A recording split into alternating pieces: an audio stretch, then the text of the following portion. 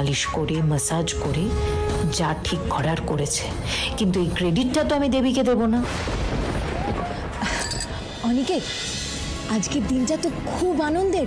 আমি বরং যাই গিয়ে মেজো কাকাকে খবরটা দিয়ে আসি। হ্যাঁ নন্দিতা, এত কিছুর পরেও তুমি তাতানকে দেবীর কাছে পাঠিয়েছিলে? দিদিভাই কি বললো শুনলে তো? তাতান তো এই জ্বলন্ত উনুনে পুড়ে যেত, একটু সামলে রাখতে পারো না তুমি ছেলেটাকে? সত্যি তো, কখন তাতান চলে এসছে আমি লক্ষ্যই করিনি। আর দেবী, তুমি আগুনটা জ্বালিয়ে রেখে চলে গেছো। বাড়িতে একটা বাচ্চা আছে, খেয়াল রাখবে না? না বউ দিদি, আমি আগুনটা নিভিয়ে গেছিলাম, কিন্তু এই তুমি একদম বাজে কথা বলবে না। উনুন নিভিয়ে যখন গেছিলে তখন উনুনটা জ্বললো কি করে আবার? না, আমি যাই বলি এরা বিশ্বাস করবে না।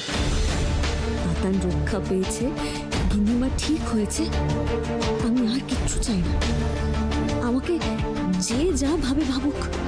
দেখলে তো দিদিভাই, দেবী খুব বড় মুখ করে এত বড় একটা কাজের দায়িত্ব নিয়েছিল না? তুমি দেখে রাখো, এই দায়িত্ব পালন করার কোনো ক্ষমতাই দেবীর নেই। তাতানকে এত বড় একটা বিপদে ফেলতে যাচ্ছিল। ছোট, দেবী আজ কি কি করেছে শুরু থেকে শেষ আমি দেখেছি, তাই আমিও একটা সিদ্ধান্ত নিয়েছি।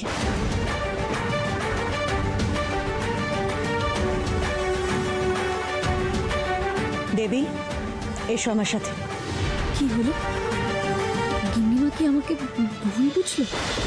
এসো, এসো বলছি, এসো।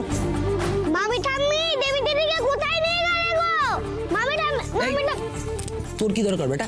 চল আমার সাথে।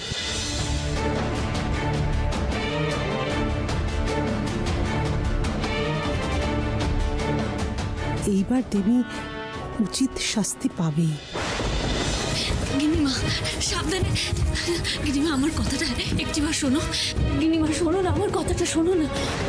আমি তাতান শোনার কিচ্ছু হতে দিতাম না, বিশ্বাস করো। আমার প্রাণ দিয়ে হলেও এই সংসারের সবাইকে আমি সব বিপদ থেকে রক্ষা করব। দেবী চুপ, একদম চুপ। এসো আমার সাথে।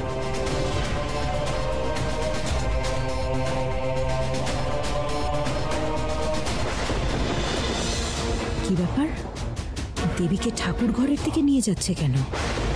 যাই শক্তি থাক আমার, কিন্তু ঠাকুর ঘরের ধারে কাছেও তো আমি ঘেঁষতে পারবো না।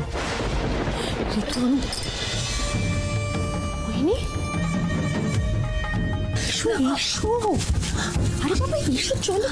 দেখো মোহিনী, তোমার ওষুধ খেয়ে তো দিদিভাই এরকম দাঁড়াতে পারলো, আর দাঁড়িয়ে এরকম খেল দেখাতে শুরু করছে।